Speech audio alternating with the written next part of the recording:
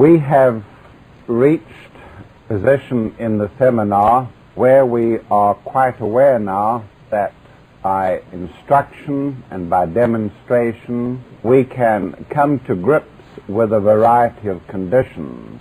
And by now you would have gathered that it is both possible from a very practical point of view to help a patient, and also from the more esoteric point of view you can reach him equally so, bringing into play some of your most inner faculties. And tonight we're going to sort out quite a few problems. We're going to ask you to participate in presenting questions which will help to iron out such problems as group therapy. By group therapy we mean esoteric healing groups, and how they should function. And this is very valuable material, and we need to ventilate all the difficulties involved in bringing together groups for esoteric healing. I want to start putting you in the picture so that you can bring into play the esoteric background that you have grown up on. I don't want you to think that healing is something completely divorced from the reality of your lives in the last few years. Far from it. It's something that can be just blended with your lives. Far too many of you are taking the whole matter too seriously and a little too rigidly. We teach, as Brenda has frequently said, the fact that the universal power is the ultimate healer. And the person who heals best is the person who channels that universal power or clears blockages in its flow, so that the flow can pass through the patient less inhibitedly than it has in the past. And I'm going to highlight tonight a variety of conditions. We're going to do some little anatomy, because you need to know what you're dealing with. It is absolutely anathema to me and to any person with any sort of training about the human body to hear some of the extraordinary antics that go on under the name of esoteric healing, waving of arms and corners of rooms and, oh, please give me a quick treatment before we sit down, and that sort of thing. You know, that's just got to stop. You must learn to remember what you have been trained in. People don't have healing sanctuaries just for fun. Lourdes is not successful just by chance. Lourdes is a place where healing energies are concentrated. And you must learn to create conditions which are, as it were, generating houses for healing power. Where this healing sanctuary is going to be is not so important as how the energy is going to be stored there. The healing sanctuary does not have to be in the mountains 100 miles away. Otherwise, if this were so, we would be denying what we've been teaching all along, that man must discover a yoga, and yoga implies healing as well, appropriate to our conditions and our stress. And so, to say that we have to have a healing sanctuary in the mountains where there are running streams and so on and so on, and the patients who are arthritics or bedridden and so on have to travel 100 miles to get to the healing sanctuary and are fagged out before they get there, as are the healers as well, is just being absolutely impractical. You can select a very nice room in any apartment and you can build into it such healing forces as can create a reservoir. Now, one of the most important things of all is the creation of the right atmosphere so that healing can occur. And atmosphere, literally speaking, means the air that we breathe, the air that we breathe. And the Tibetan, long before science came along, was already teaching that negative ions breathed in would bring about, as it were, a fine harmony inside the body so that healing can occur. And irrespective of scientific observations, irrespective of the fact that it has been shown quite clearly again and again that wounds and burns that are thoroughly cleaned and exposed to the air, especially to air that has been negatively ionized, do very, very well indeed. Apart from that information, we know that negative ions are important. And when you create them in the healing room, means that the whole room is receptive to the healing forces that can be directed to it by absent healers. And that's important, that the absent healer knows that there is a healing sanctuary into which he can send and deposit his energies. And you can have a lot of absent healers who will know that at a certain time, and this is important each week, that at a certain time there is a place in Dallas or in Fort Worth or anywhere which is receptive to the energies that he's going to transmit, energy following thought. Therefore, the putting together of a healing sanctuary is important. People don't want to make sacrifices, don't want to make efforts. And they run around personality levels trying to find good cause to complain or to oppose, when all the time all that is needed is three people to get together to create a vortex of energy. The healing sanctuary should have simplicity in it, but it should be correct. Whatever is in there should be correct. Can't expect absent healers to send their energies there, or masters to focus there or channel their energies to a healing sanctuary if there is something garish, something out of order, something wrong vibration-wise. If I were creating a healing sanctuary, and I'm about to in England, having put together quite a lot of effort in this direction, I would want to have my healing sanctuary one which, as it were, won the patient's feelings, his approval, his respect, as well as the healers that are going to go into it. And to me, I would have a focal point in the healing sanctuary. The fact that I have chosen stained glass windows is my affair. You can choose anything that to you or to your little group is equally attractive. For me, the stained glass windows are going to be placed in such a way that when the patient lies, he can lie with his feet towards the stained glass window and he can choose, select. I'm not saying this is the ideal for all of you, but you can get some good ideas from it. Lie with his feet towards it on a proper couch, and that should be one of your first investments, a proper couch, a healing couch.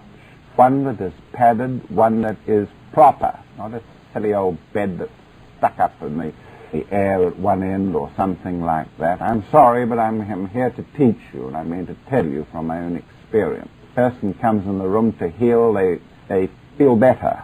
They feel more confidence when they are put on a proper couch, a couch with a back that can be lifted up slightly, so that the patient can be properly examined, looked at, and dealt with, and the couch should be at a high level, a little higher than that table. So these are the things that are important. You build around them. They become focal points, not because they're material and focal points materially, but because this is what the absent healers and you're going to take away with you all the time.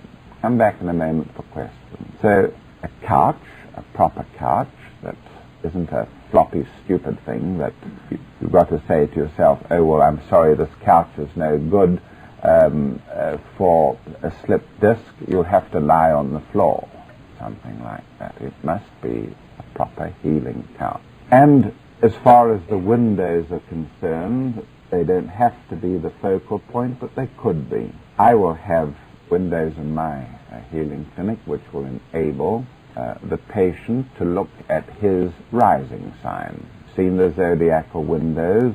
I have shown them to you in my books. I have put them there specifically. You're allowed to copy them with my permission. You can do what you like. I don't care.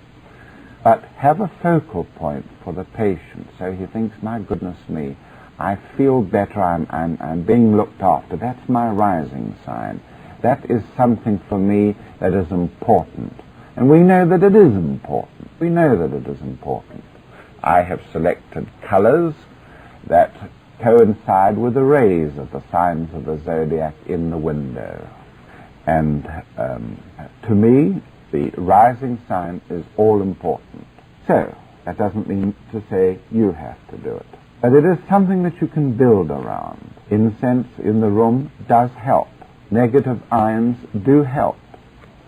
You've just got to say to yourselves that as a group, we're going to embark on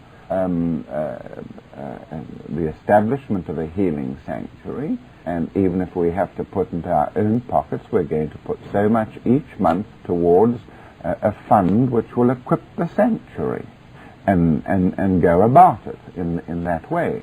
I think that it is important that the women in the group and the men should wear a white coat, and that they should have their own coats and somewhere to put them, and so when they arrive in the healing sanctuary, they put on a white coat that can be laundered and starched each week. And this immediately gives the atmosphere of business. We're here not to pull out our knitting and discuss why so-and-so hasn't arrived, but we're here to get down to the business of healing. And believe me, when your clinic is beginning to function, you will have no time to dwell on negative and inconsequential things. You will be busy.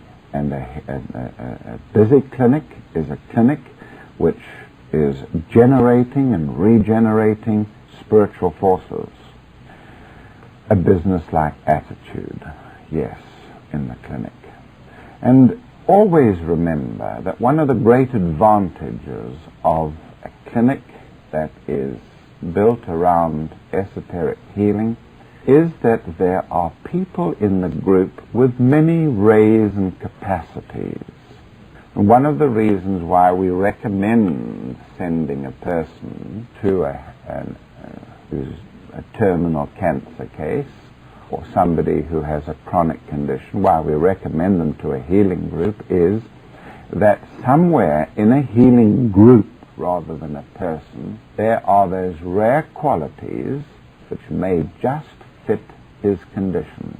And even though you may think a person is negative, or a person is opposite to you, or faintly antagonistic to your ways because he doesn't voluntarily agree with everything, should not be excluded. Damn it, I've had to work with people in my life and my work for years and years and years, and even then had to discard them. Believe me, the masters do not like to send you people whom you discard lightly without trying. You must learn to, if you can't adapt yourself to your fellow healers, you'll never be any good at healing, because you have to adapt yourself to worse cases than your own fellow healers.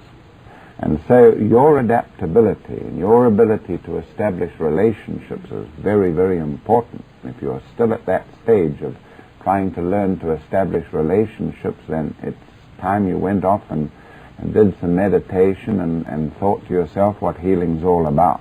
To establish relationships with a sick person, especially the aged and the elderly and the incontinent, people wetting their pants and things like that, is damned hard. You should learn to use what you have been coached to. Astrologer in the group, have magical sciences, certain utter travesties of diagnosis, if you have not yourselves studied. It is perfectly true to say, though, that you should be very wary about admitting new people to the group continuously. It would be far better for a person to sit in the background of the healing group and let him attend once, twice or so that he understands what the note of the healing group is. It may not appeal to that person. It may not be his way. He may think that the note is absolutely opposed to him. Let him then quietly withdraw from the group. But just don't embrace everybody that presents themselves. Learn as a healing group to meditate together without the patients. Learn to do things together. Learn to appreciate each other's characters. I have constantly about me a group of people who love each other and work together. Constantly. Otherwise, the work couldn't go on. Nobody is paid any money. Nobody is ever paid any salary, either at Little Elephant or on tour. We're sorry, we wish we could, but we can't do it. But that doesn't mean to say we get second-rate material in our groups. On the contrary, we get first-rate material. I operate my affairs from a common purse, and it just so happens when it comes to the point of view of personal expenses that my expenses are the least of all. Not smoking and not having any great needs. I don't regard a new suit for lecturing and as being my expenditure. It's part of the operation. But my own personal needs happen to be small. We operate in such a way that people understand that if they need something in the group, that they're entitled to it, and they can have the money for it. But that person is made to understand that it is a need that must be met. And the strange thing is that nobody wastes money, and people will use up materials rather than buy new, and so on. Now that comes from sharing. Everything, if possible, should be shared. I'm a great believer in sharing. Always remember that there are those in the group that can do the executive work. There are those in the group that can do the hard work. And because a person can't do hard work, it doesn't mean to say he's lazy. I have people in my group who can't do hard work, but they're pouring out love energy all the time. And that's the hardest work of all. And there are others that just can't pour the love energy out. And they can work like blazers because they are on will rays. And so you all need to go into the psychology of discipleship. And if you can't accept each other, then don't start accepting patients, because you haven't seen anything yet. Hands up anybody here who has ever seen an open cancerous breast. Put your hands right up. Everyone else look at them. Because until you've seen an open cancerous breast, you don't know what you're talking about. And there are worse things than that. You're not babies anymore. You've had the finest instruction esoterically that this country can offer, that the world can offer, I can tell you. You're not babies anymore. So it's time for you to get over this period in which you are having difficulties accepting each other. Another very good thing to do is always to bring into the clinic some of the, pardon my saying it, I can't think of better words for it, some of the underprivileged classes. I come from a land that has recently slipped away from orientation towards class, and I don't know what other words to use. Very good discipline to bring people who are dirty and unkept into your clinic and see that everybody gets a chance of making them at home. And by making them at home, I don't mean giving them a cup of coffee, helping them towards cleanliness for their condition and for their condition, and so on. These are the things that make the healing group. These are the things that attract the masters when they see the amount of hard work that goes into the actual work of healing and helping, not into the endless prattles and exercises in intellect which accompany adjustment of relationships of healers in a group. You all have talent. Tremendous talent. You wouldn't be here if you hadn't got the dedication and you hadn't got the rays and the qualities for this work. You've all got it, but you've got to share it amongst each other. There are many times when a person is just way out. It grieves me occasionally to say to somebody, I'm sorry, I can't work with you. But cut it short and accept the blame yourself, for you are to blame, not the other person. You're to blame, always. if you can't work with someone. You can highlight their faults and their difficulties, but you have dismissed the human soul, and it shouldn't be often that this is so. And therefore, before you accept into your group somebody, be sure that you have looked into the whole matter carefully in the way that I've suggested. And it is true that you should not just take into the group each week some new or 2 or 3 people and expect to get the rapport and the outpouring and the descent of Fohat into that vortex. In my opinion, the healing sanctuary should be simple, but it should be very effective. Music if you want to, background music of Gregorian chants. The same sort of background that you might have to any meditation room. Christianity, I should say, the church's approach is not my way, but it could be yours. What does it matter as long as it produces the results? You have to, more than anything, create in the patient's mind and attitude the certainty of faith. Now, faith actually cures. Sheely, MD, who has done work with the Silver Mind Control Foundation, has only taken up what many of us have talked about many times, that faith can heal. He believes, and I believe, that an act of faith is one which places an energy stream into the sushumna, ida, and pingala in such a way that the sympathetic and parasympathetic nervous systems are activated. They're activated and allow changes to occur when they normally would not. Now, that is not such a terrible thing to accept, and faith is very, very important. We talked a moment ago about using astrology. Being shown again and again that the phases of the moon are related to bleeding. The phases of the moon are related to bleeding.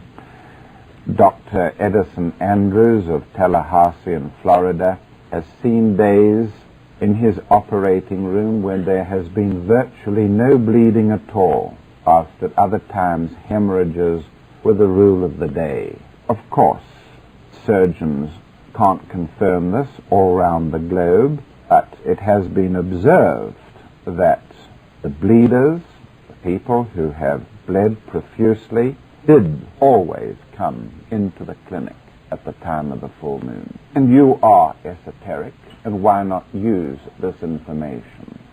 To me, the moon, opposition to the sun, always indicates, especially when these are esoteric rulers of the rising sign, in the way that I have described in my esoteric astrology, are always indicative of violence. A young man came to me the other day for a ray reading. You couldn't meet a more immaculate person, a more outwardly gentle person. He was a medical student, going to be a doctor, a very clever one, passing all his exams. And I looked at his horoscope, and his rulers were sun, opposition to the moon. And I said, I'm sorry to say it, but somewhere in your life you have extreme violence involved, and it's connected with your soul's purpose that you have got to remove the streak of violence that has been through several lives. His eyes popped out of his head. No one knew that he had that, but he said that he was deliberately taking the martial arts and wrestling and a variety of things to get the violence out of him. I didn't know that at all. And so there are certain aspects which should be noted, and people with ulcerations, people with epistaxis, that is nose bleeding, and so on, are people who need your help most at that time. And that is what we mean when we talk about absent healing, is to have astrologers who can see when your patients are at risk. Now, the patient hasn't got to be brought into the healing sanctuary. The healing sanctuary is not just for the patient. The healing sanctuary is for the healers. The patients don't have to be there at all. The patient's name should at least be inscribed in a nice diary, placed in a position of importance in the healing sanctuary. To me, it would be on a sort of prominent position, which you might call an altar, beneath the main focal point of the room, which to me would be a stained glass window of the sign Aquarius. I would have each day the patients on the list who are relevant, their names put down, condition for what they're being treated, and special emphasis that on such and such a time, according to consultation with the group's astrologers, this patient is at risk. Whether the patient is there at the clinic or not, that patient can be reached at a distance. Photograph, if you wish. I don't care how you do it. You have absent patients, there's no reason at all why you shouldn't flash a slide, a picture of the person on a wall in the healing clinic. Damn it, we live in a modern age, let's use the techniques. Or the hair of the patient, be there. I can't help it if your country doesn't accept radionics or won't permit radionics. That is a method of doing it. And there are simple forms of using radionics. Somebody's getting very agitated at the back of the room. Come along, let's have it. Well, we'll come to that a little later on. Radiesthesia. Radiesthesia. And so I say to you, look carefully into this subject of relationships. Certainly, some enlightened surgeons have found that 82% of all bleedings that have occurred around the time of the full moon. The time of the full moon is when the moon is in opposition to the sun, and it is a time of great tension for the waterways of the earth. Not only the tides are at a greater fullness than at any other time, but the artesian wells in the center of Australia rise, their levels rise at the time of the full moon. And I can think of no better expression or comparison than an artesian well with the end arteries of the brain. Now, we have got our esoteric anatomy, and we're going to take a little time on this. And I'm going to ask you to have a look at the back of the book. I'll give you a page number. I can brag about having page number. I want you to look at the back of Esoteric Anatomy, and I want you to look at page number 203, the back of the book. The blood and its supply to the brain. Have a look at page 205. Page 205. This is the main artery that enters the skull and feeds oxygen to the brain, called the internal carotid artery. It was Emmanuel Swedenborg which first drew attention, the great mystic anatomist, who first drew attention to the fact that this extraordinary artery contorts and gyrates and forms a sigmoid, before it goes into the substance of the brain. A sigmoid is a sort of an S shape, and by the appearance of the drawing in front of you, you can see exactly what I mean. That the artery performs a sort of an S, but it isn't just an S, it's an S in different dimensions. It sort of curves away and then comes forward again. The effect of these extraordinary convolutions of the internal carotid artery before it gets into the brain is that it shuts out the pulsations of the heart. The beating of the heart means are cut off, as it were, and although the blood is under pressure, it comes in evenly into the brain region. The result is that the blood flowing into the brain is at an even pressure.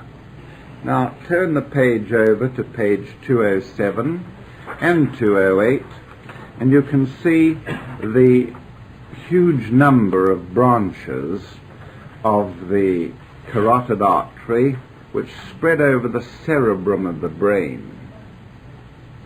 Now these arteries are different from any in the body. And they differ from the others in the body because, unlike the arteries that we have been describing in the anatomy, for instance, of the lungs, the arteries do not become capillaries and pass out as veins. They don't. They completely end. They're end arteries. They don't channel their blood away into veins there from their ends. They pour their blood into a sort of a sump, which is the brain substance. So what we have in the brain is this sheet of blood. Not a sheet of film, but it's in 3 dimensions. It isn't just something that is contained in blood vessels. It permeates and, as it were, forms a mist of blood in the brain substance. Now, it is into this very mist of blood that many astral impressions are flashed. Because wherever there is blood, there is an astral counterpart to it, as well as an etheric counterpart. And if you turn to page 213, you will see how I have described and illustrated this concept, in which there is a 3-dimensional blood film in the substance of the brain. And it is into this film, as it were, that man is able to, as it were, create 3-dimensional impressions in astral and even mental material. And if you watch me for a moment, we have this region of the brain, quite a large region, almost acting like a ball, a spheroid, which is receptive. And right in the middle of it, almost encircled by it, lies the pineal gland. Now, this is the region where many of the impressions of esoteric diagnosis are picked up. You have blood, the patient has blood, you are receptive, he is receptive. And many of the impressions that Brenda was trying to describe as being possible in diagnosis, which may feel as if they're located in the hands, are really registered in this very, very subtle region. It is here where one aligns oneself with the soul. And alignment with the soul is the true source of the energy of healing. It is through this region that the healing energy manifests itself. And from this region, there grows, as it were, below the brain. Whether it is relevant or not, I don't know, but I like to think of it as a sort of a sink, a gathering place, a sort of a funnel into which impressions seem to be fed. And this is the hypothalamus. The hypothalamus. It is the feeling brain, the part of the brain that feels, the emotional brain. It is that place more than any in the body which is most receptive to astral impression, And the years ahead will show that the hypothalamus contains the very elements, as it were, that lead to the expression of the disease of cancer, Cancer is basically an Atlantean disorder. It is one in which emotional frustration plays such an important part that the hypothalamus reacts, and the hypothalamus is the north pole of an axis that exists between itself and the south pole, which is the pancreas. And if you turn to page 15, you can see the hypothalamus center. Here we have the hypothalamus chakra. Of course, every organ has a chakra. The hypothalamus is one of the head centers. I'm looking at page 15. And the hypothalamus is the higher ego, the alter ego of the solar plexus chakra. It is the center in the head, which is the north pole of the axis between the two. And the solar plexus chakra is related to the pancreas, which provides the energy, the sugar energy as it were, which enables the drives initiated, the emotional drives initiated in the hypothalamus to express themselves in the body. The more the drive in the emotional center of the brain, the more effort is put into organs like the pancreas to express the drives. The pancreas merely regulates the blood sugar, but the liver is equally involved, and the liver releases the sugar into the blood, and so on and so on. And so this hypothalamus center is the site for the four main drives that express themselves in man, the emotional energies that are pouring in from the astral plane, pass through the hypothalamus region, and they reflect in the lower part, the lower axis, which is the solar plexus chakra. We need to look at the anatomy of this hypothalamus, because I believe more than anything that those healing groups who have good visualizers, and believe me, you would only have to go to the extent of visualization as I depicted in that drawing a little earlier to be efficient as a visualizer, to be able to see the master, as it were, seated, overshadowing you in that region, to see the patient in that region, and you can effect absent healing, or if the patient is in front of you, you can effect it very, very rapidly. Let us consider very briefly how the hypothalamus forms. We know that the brain begins off as a tube which has dilations in it, and that the front part of the tube produces the huge cerebral hemispheres. But it is, as it were, the diencephalon that produces those parts in man which are divine in nature, or have, it were, links to divinity.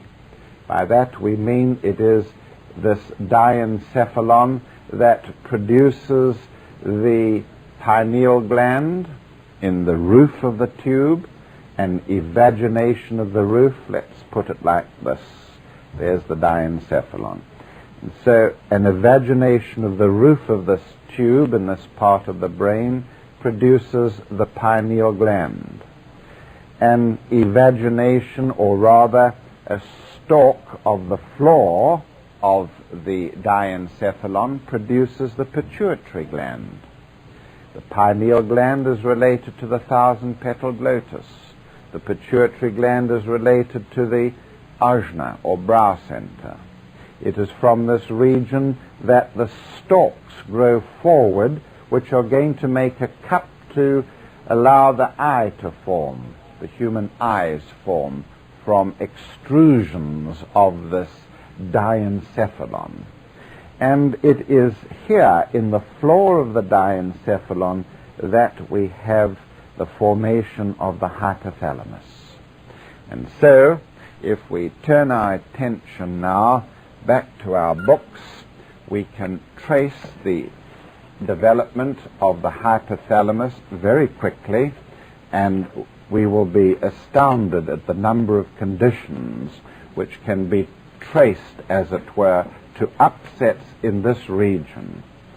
And I'm asking you to turn to page 19. And we're looking at the diencephalon, a part of that tube, and we are seeing up on the roof of the tube towards the posterior part of the tube the pineal gland. That's quite easy. That immediately anchors us and shows us the relevance. Then we see the third ventricle, which is the hollow in the tube. We know that this region is the north pole of the magnetic aura. The third ventricle is the north pole of the magnetic aura. The south pole of the ventricle is the base of the spine chakra. It is in this region that the torrent of energy of the aura shows itself. Now, in the floor of the drawing of the diencephalon, we see over towards the left the optic chiasma. By that we mean the optic nerve that goes to the eye. And more in the center we see the pituitary gland, the anterior pituitary gland and the posterior pituitary gland. Now, the posterior pituitary gland is part of the floor of the diencephalon. There it is there. And part of that floor produces the posterior pituitary. There's the floor, there's the posterior pituitary. But whereas the posterior pituitary comes from the floor of the brain, the anterior pituitary comes from the roof of the mouth. And it moves upwards, is drawn upwards, originally in what we call the pouch of Rathke, and it comes to meet the posterior pituitary gland. And so the two are brought together. But now look at the hypothalamus, which is all the area occupied by the various colored nuclei. Each one of those nuclei represent part of the hypothalamus, and each one of those colored nuclei have, as it were, different functions, enormous functions in the body, tremendous functions. Functions like the amount of urine that you produce, the amount of heat that you produce or don't produce, the rage and the equanimity of the body or the animal. And so we're looking at that part of the body which represents the battleground of Kurukshetra. By that we mean the battleground of Arjuna. This is the battleground of discipleship, the emotional brain. And it's all there in those 7 nuclei. And it is from here that the frustration, the emotional frustration, expresses itself outwardly that causes the cancer to appear. Now, the cancer will not appear in everybody. It requires emotional frustration primarily, and it also requires Atlantean stock. If the person has a physical body which is of Atlantean stock, then he is prone to expression of cancer.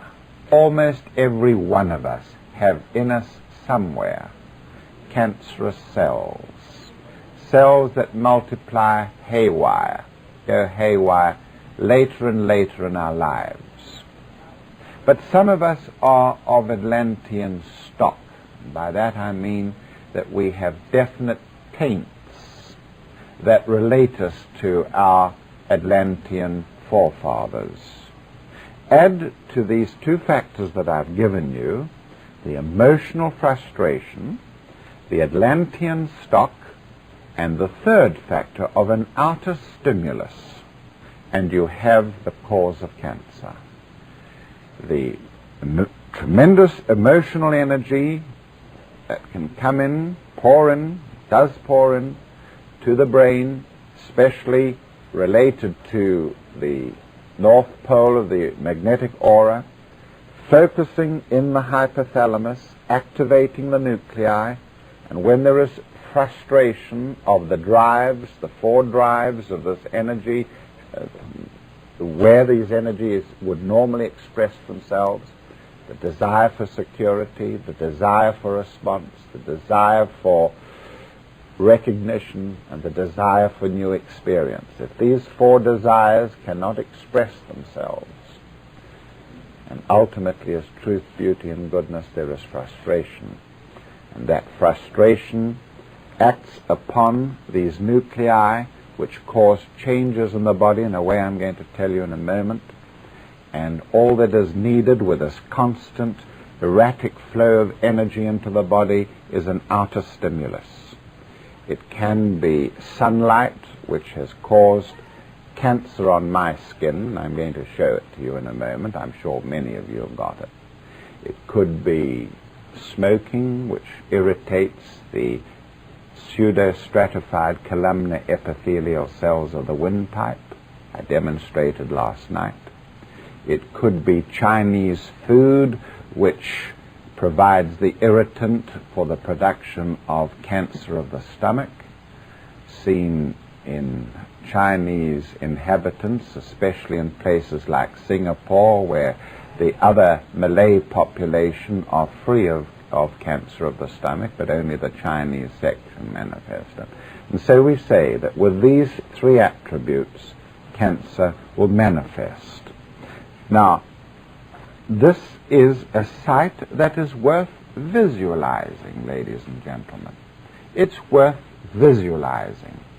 It's, to my mind, as much important a piece of equipment to any esoteric healer as might be a sphygmomanometer or blood pressure instrument to a doctor or a stethoscope. This must be one object that the individual learns to visualize.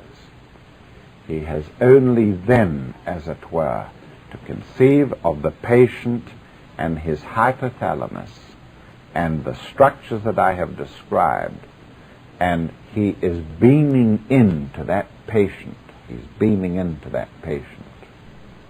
Now, what I haven't mentioned so far, and is absolutely relevant here, is that the hypothalamus, by its nervous activity, produces secretions, neurohormones, which flow down into the sink, as it were, this funnel, which is the posterior pituitary gland and the anterior pituitary gland. By a system of portal blood vessels, the neurohormones are transported into the pituitary gland. So it is the esoteric teaching, which is fast becoming confirmed by science, that the hypothalamus profoundly affects the activities of the pituitary gland. It means then that emotions, for most men, rule and produce disease in their frustration, in their excesses. And this is an occult teaching, if you equate emotion with astral. Now turn back one page to 17 and look where the future of discipleship lies. Notice on figure 2 the surface of the brain, which we call the cortex of the brain, where lies consciousness, the awareness of man. The cortex of the brain. We only know that when an electrical current builds up on the surface of the brain, that we do something. If I want to move a finger, if I want to think of somebody, if I want to do anything, in other words, if I consciously want to do something, unaccountably an electrical current will build up on the surface of the brain and triggers off the neurons, and it is done. We call it consciousness. The drawing there, however, shows tracts. By that we mean nervous tracts going from the surface of the brain or consciousness to the hypothalamus. Look at the arrow in blue. From the forebrain, which is the site of character, and drive and initiative, the quality of an individual and his consciousness bestowed by the forebrain. And we teach that in discipleship, an increasing control of the hypothalamus is achieved by disciples. And if you look below, you see in red the exact opposite to that. Notice on the spinal cord an upsurge in red of impulses that disturb the hypothalamus. Impulses that disturb it. Cold, excessive heat, excessive thirst. Whatever it is conveyed to the hypothalamus, and the hypothalamus must deal with it. But these experiences, which include rage and serenity, are sent to the cortex of the brain, and we can control them. And the Swami Rama learns to do this. He learns to control his reaction to heat and to cold, and so on. And so the hypothalamus and the pituitary gland are extremely important organs. Now I want to take you to the pituitary gland itself, and I shall do that in a moment, if I can find it. I can't believe that I wrote this book only 2 months ago and that I've forgotten it already.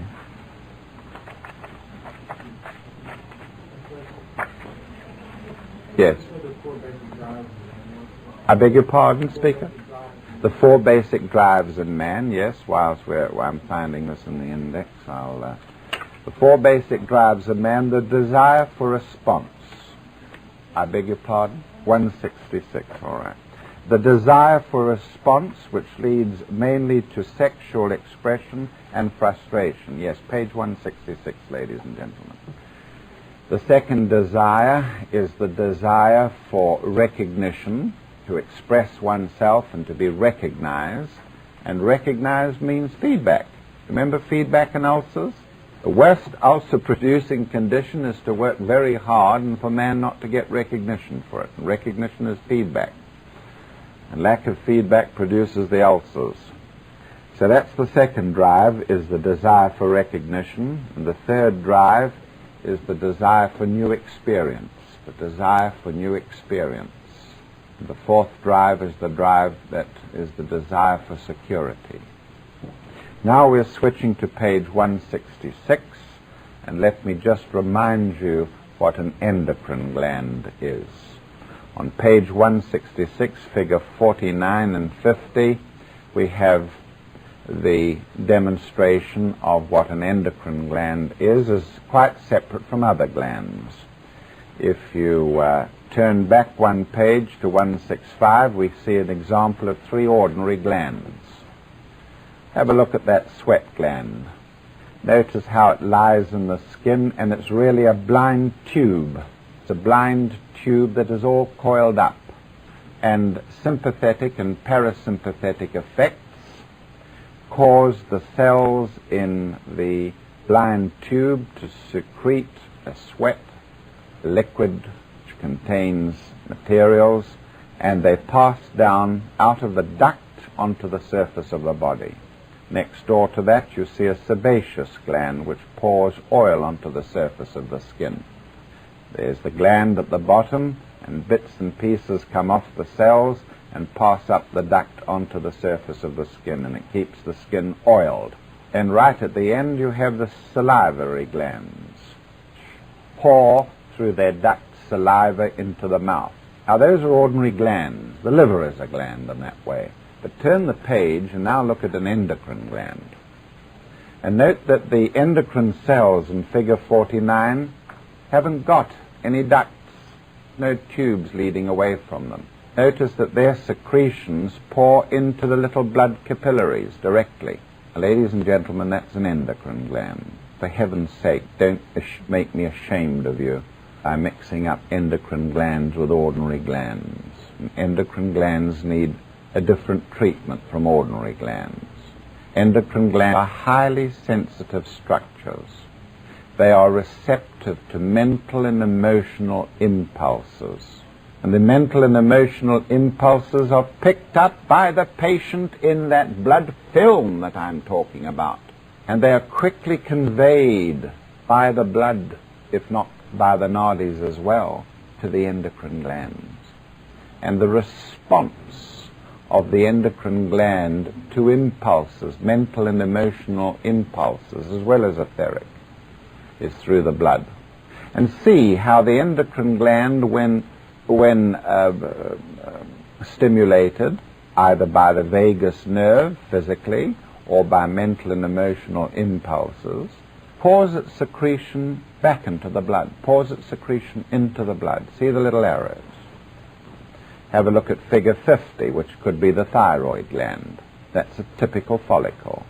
Notice that the cells, instead of forming a clump, have formed a hollow ball or follicle. And instead of them pouring their secretions directly into the blood all the time, they store some of them in the middle, in a reservoir. All right. Now we can understand the pituitary. Have a look at the anterior pituitary gland, remembering that it is terribly receptive to all sorts of experiences. Light, color. This is a scientific fact. When the spring comes and there is a sudden, excessive change in the amount of light from the darkness of winter, this very quickly affects the sexual organs of animals through the pituitary gland. Now look at the variety of things that the pituitary gland is responsible for. It produces a growth hormone that affects the stature of an individual, decides whether he's going to be tall or short, whether he will go into gigantism or whether he will be a dwarf and suffer from perhaps achondroplasia. This, we see, was the gland that helped to produce the great giants. As man was adjusting to life on the earth, it produced the great giants. Can we dare turn back to page 157 and let us look at the glorious columns of the temples of the Egypt that was built by the true Atlanteans, and look at those miserable little creatures there of modern times who have built a sort of a platform and probably several stories underneath it, because the temple is quite out of keeping with their stature. The temple, in fact, was built by Atlanteans who were about 12 feet tall. 12 feet tall. A beautiful Atlantean race who were immense in stature, and by 12 feet tall we don't mean just twice the weight of a normal individual. We mean something like 6 times the mass of an ordinary individual. They were glorious, Titan-like beings that built those temples. Their structure was related to the activities of the pituitary gland, and I'm back at the pituitary gland now. And so many of the malfunctionings of the hypothalamus reflect to the pituitary and into the body. It will be discovered, for instance, by science that emotional impulses affect the stature of a growing child. Emotional impulses affect the stature of a growing child. And of course, Atlantis was the great emotional civilization, and stature was greatly affected by the emotional outpourings of this race struggling to grapple with emotions for the first time and producing offshoots as giants and so on. When this gland is overactive, it can produce in old age gigantism, which is what we call acromegaly. and if it is excessively active, the long bones can't grow. The one that you're seeing there is the femur of the leg can't grow, but the jaw will start to grow out. There will be a jutting of the jaw. There will be an excessive growth of the fingers and hands, and of the feet, changes in the feet. The actual long bones can't grow, but the activity of the growth hormone will produce an acromegaly. And you may see this condition. It will even produce growth of the hair, sudden growth of the hair, especially in the latter part of life. So these are some of the disorders one may come across. Growth hormone has a great effect in some people on not only the growth of the liver and so on, but in weight, the production of weight, of excessive fat. And there are therapies today which try and use growth hormone in conjunction with certain diets and with insulin. And the whole problem of excessive weight is tied up with the pituitary gland and with the hypothalamus. And many yogis are notoriously plump, quite unaccountably, because their diet is observed to be no more than others, and they are found to be plump, and it's because of tremendous changes going on in the hypothalamus as they surrender, as it were, hypothalamic activities to the cortex of the brain. And mental orientation and discipleship implies control of the hypothalamus by the cortex. Have a look at the next hormone there, which shows ACTH, the adrenocorticotropic hormone, which stimulates the adrenal gland. Now you will remember from my talks on stress, it's on the same page, figure 47, page 167, ACTH is a hormone that stimulates growth of the adrenal cortex, especially in stress, because the hypothalamus is the site of receipt for all stressors. And these could include, for instance, gastric ulcers, thyroid problems, and so on. We're talking again about the hypothalamus. And if the adrenal cortex is stimulated, it can cause, with other effects, ulceration of the gastric mucosa as part of the stress mechanism. The adrenal cortex, of course, is the endocrine gland related to the base of the spine chakra. And control of the hypothalamus leads to control of an endocrine gland which is related to the site of kundalini. And then next door we have the thyroid gland. And a hormone from the pituitary gland can stimulate growth of the thyroid gland, TSH, thyroid stimulating hormone. And the thyroid gland is related to the throat chakra. And the throat chakra is the target of attention for the masses of mankind in the West. The thyroid gland decides the speed at which the body tissues, every cell in the body, will burn oxygen. And oxygen is related to prana. And then we have the next hormone there, follicle stimulating hormone, which stimulates the gonads, male and female. And these are related to the sacral center. And the luteinizing hormone relates purely to the female glands. And so we see that the pituitary gland, ladies and gentlemen, is profoundly responsible for changes in the body, but before that it is profoundly affected by the hypothalamus. And so the importance of the hypothalamus should never be forgotten. We're going to have a break now, and then we'll have questions. Good heavens, have I read?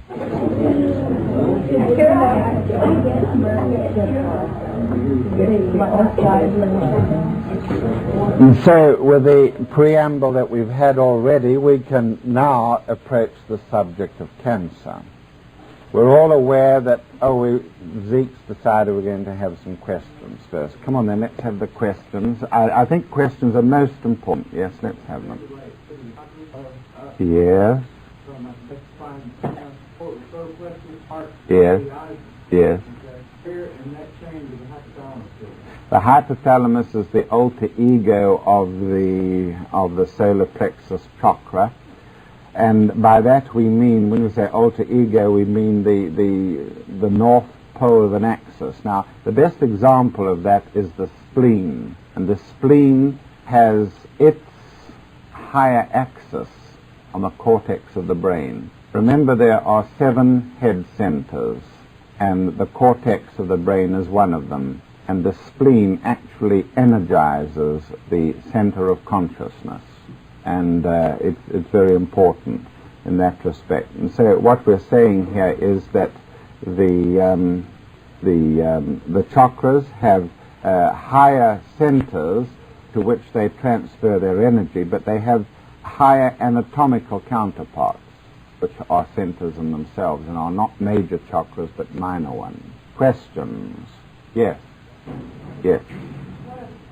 What, the parotid? I'll have to think about that one, but I'll be giving some examples of that. Yes. Well, we'll go into that. Yes. The plants? Yes, the plants can be very effective indeed, of course, according to their own qualities, especially flowers. Flowers have always had esoteric significance. I've heard that about snowdrops. Yes. I've heard that. I love to have plants around and do now, ferns, things like that. And they are great ionizers. They're great ionizers of the atmosphere. And a master can really beam in much more easily to flowers, the proximity of flowers, than they can on other conditions without flowers. Said that in the proximity of the flower, the master can get closest to the disciple who hasn't got the inner ability to reach the master. Yes? No. Yes, I mean a treatment couch. At Little Elephant we have treatment couches which are basically like that, and they have a pad on them, and this part can be raised to that position. You must be able to get them easily, quite easily. That sort of thing here, locally. It would cost you, I should think, around about $50, but it would be very well worth it. Thank you very much. Yes, questions. Now's the time to ask, you know. The back of the room. Yes, sir. Well, generally speaking, it is better to have a fairly small room and to have separate healing cubicles when you get bigger. Cubicles are a very good idea, and it's very, very rare that people like to be healed or to have healing treatment 4 or 5 in a room at the same time. And it's really a matter of economics. Whilst you might gather yourselves in the main healing room, you should always have cubicles available. There's all sorts of things that you can do. At Little Elephant we have available curtains on runners. They fold like that, 4 panels, and they stand on wheels. So you can have any shape with them. And what we used to do when we were very busy, in times of magnetic treatment, we used to have, say this was a room, we would have a couch there, and again a couch takes very little room up. And you could have a 3-way curtain like that, on wheels, there are the wheels there. You could have a 3-way curtain like that, there are other folds there. All you need to do was to open that like that. You could get in there. Of course we had magnetic instruments, that meant we had to have a little more room here for an instrument or at the foot there. But you could have that as a sort of a cubicle. And you could alter these very, very easily. And then you could treat 4 or 3 in a room, where you had the couches and just move the curtains around. Of course, you'll always get people who don't give a mind at all being treated in public. Some old warhorse that comes in and wants his arthritis treated or something like that, and they don't care, but then others might care. One thing is absolutely certain, that any sort of confidential matters or case histories should always be taken in private. And don't, for heaven's sake, make a habit of recording things. It puts people off. In England, we never do this recording sort of. Everything that's done is recorded. People don't like it in England at all. If you want to say something to somebody, I know I get calls from America, and you hear the person, Dr. Baker, yes, oh, just a moment, boom, the next moment you know you're being recorded. And then they ask you questions. You must be mad to give answers like under such circumstances. I just can't understand people that do that. Yes. Little Elephant's my home, and we're in the process of, we use it as a place for many activities, but and print the books there and put them together. But we're in the process of organizing so that I can once again go into the field of healing. I spent 7 years of magnetism and then went on the road to lecture. Now I'm ready to go back again and to open up a healing clinic there. Yes. Do you want me to go into that now? Let's do that now. We might as well. But I'm not finished with this gentleman, and I'm afraid I've got a fifth-ray mind, and I've got to have to finish with it. So, here we go then, the subject of radionics. And we might as well face it now and do it properly, and unfortunately, I really cannot risk showing you the machines, and so let's do the next best thing. The basic principle is that a man, and for reasons that I've just given you a little earlier, is en rapport with his blood spot. A little earlier in the seminar, I pointed out that, or was it here? It was somewhere else perhaps. But a man is en rapport with his blood spot. I have shown in the book Anthropogenesis, in the introduction, that 2 laser beams can be focused on an object and a photograph taken in 3 dimensions. And if you shatter the plate, the 3-dimensional object will still be on every splinter of the plate.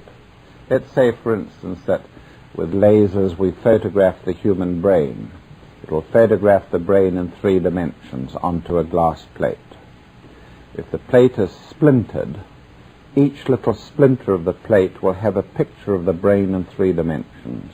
When they were together, it was one plate with a brain in 3 dimensions. When it's splintered, each little splinter's got a picture of the brain in 3 dimensions, indicating a basic principle of the occult, that no matter where the splinter is, if it is only a blood cell, it is a reflection of the total person. All right?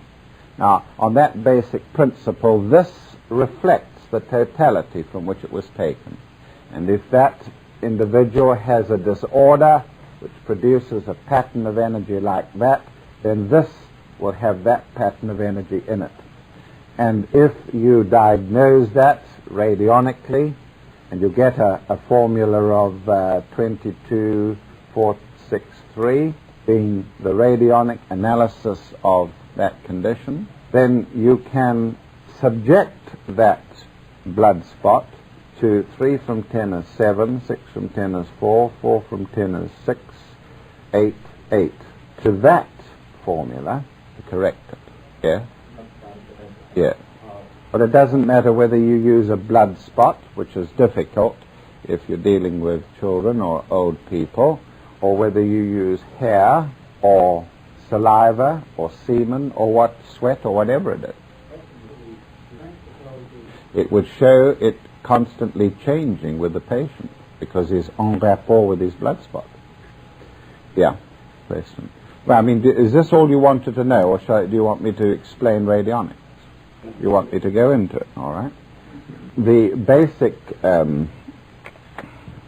method of radionics is that a bar magnet is placed near the blood spot, and this bar magnet is tuned into a series of resistors which look something like that.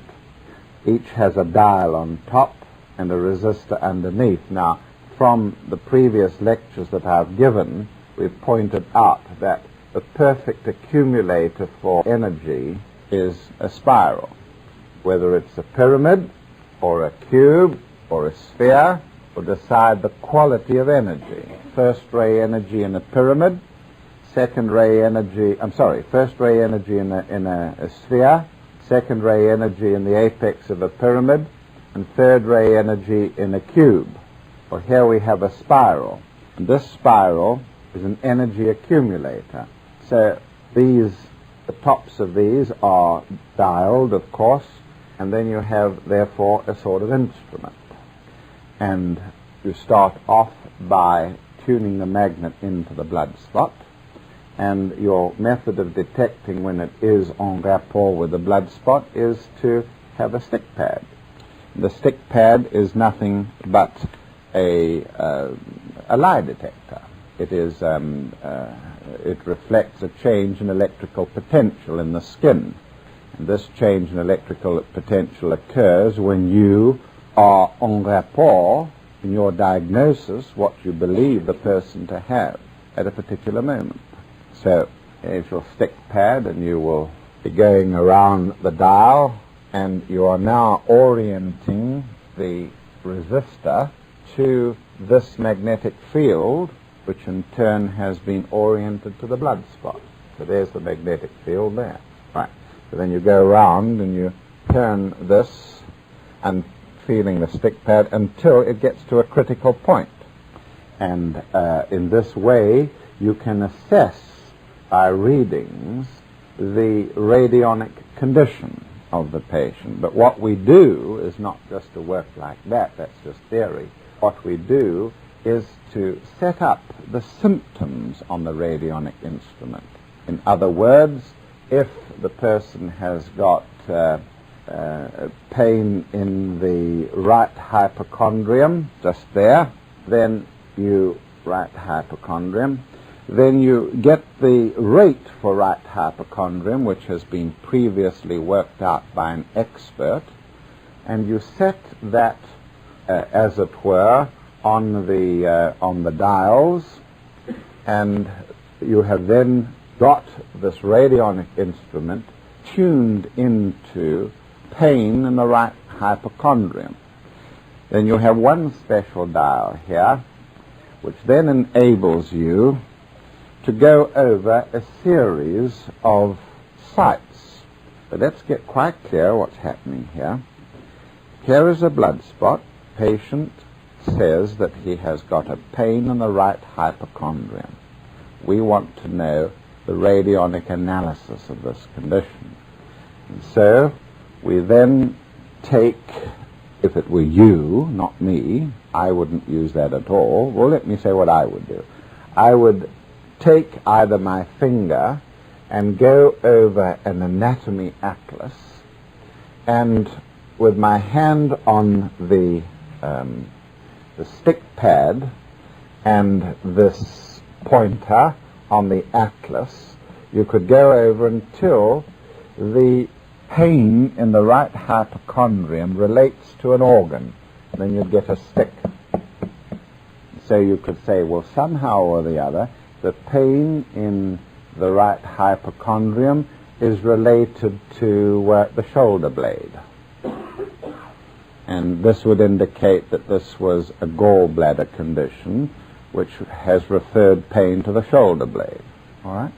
But that wouldn't be the only thing. You would go over a whole series of things until you end up with this, that the pain in the right hypochondrium is related to blood cholesterol level, related to the right shoulder, related to the bile duct, etc., etc. And from the picture, you get your clinical radionic diagnosis. This doesn't necessarily mean a medical diagnosis, but it's a radionic picture. Now, I don't do that method. All I have to do is to set the thing up in England when I'm got a blood spot and I'm a little doubtful as to what is wrong with the individual, and I can go through, is this condition, this pain in the right hypochondrium, is it related to the blood system? Yes. All right, so the blood system's involved. Then the next thing I will say is it related to the arterial supply? Yes. Is it related to the blood supply of the brain? No. Is it related to the blood supply, arterial blood supply of the liver? Yes, it's related to the blood supply of the liver.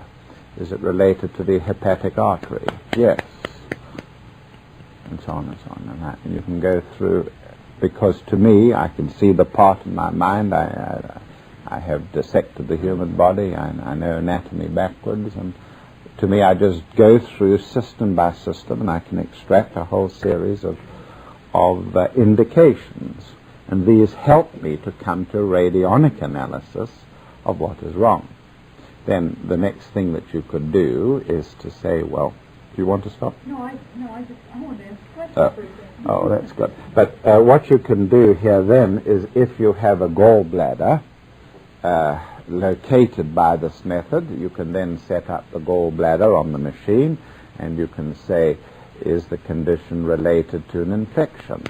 Yes, it's related to an infection. Is it related to the tuberculous bacilli? No. Is it related to E. coli? Yes, it's related to E. coli, and this is the infecting organism, radionically speaking, of the gallbladder. And then you would then treat the complementary rate of E. coli. You'd set it up on a treatment instrument, and 24 hours a day, that blood spot would be radiated with a complementary frequency or rate, if you like, for the organism E. coli. He will be speaking at my festival next weekend. I wouldn't even tell you if I knew. Where do you come from? I don't think he uses radionics. Very few people let it be known that they use it. This is used in England extensively, and in France. And in fact, Marcel Vogel, who was here at the festival, is going to lecture to the Radionic Practitioners Association in England, which has many medical men on it. I want to know, where do you get those numbers from? There's a book of rates with every machine. Well, and then how do you arrive at the numbers for the treatment? For your blood spots. When you go, you have a series of numbers up there, and then you subtract each one from 10. That's right. But how did you get the first numbers? How did you get those? Well, when you do a radionic analysis, you set up a particular symptom here, and you can go through the dials, and you can set it to, as you go around, sweeping from 1 to 10, 1, 2, 3, 4, you go around 2, 3, 4, 5, 6. That dial stays on 6, and then you go around on this one until you get to 3, and it gives a stick. And eventually you can get rates. I mean, you don't have to use their rates. To me, I just go into a little huddle with myself and say, now I want a rate for arteriosclerosis, and I see in my mind blood vessels with walls that are splitting and deposits of fat and calcium in them and narrowing and so on. I get the feel of blood cholesterol, and I work out a rate for it. But that's me. Other people are inclined to say, well, I'll take the Delaware system of rates. Okay? And why not? After all, Mrs. Delaware is a brilliant clinician. Yes, that's right. Some people can do it and get a thrill down the back, and that maybe is to me, I will always use a machine because that's my approach. But for instance, Gigi Troop in Houston at the Seeker's Horizon restaurant. She uses a pendulum and does it very well. I've seen doctors consult pendulum people, like Maury Heathfield at in London. Wasn't Maury? No, was she at Switzerland? I forget now. Switzerland. That's right. All right. Radionics.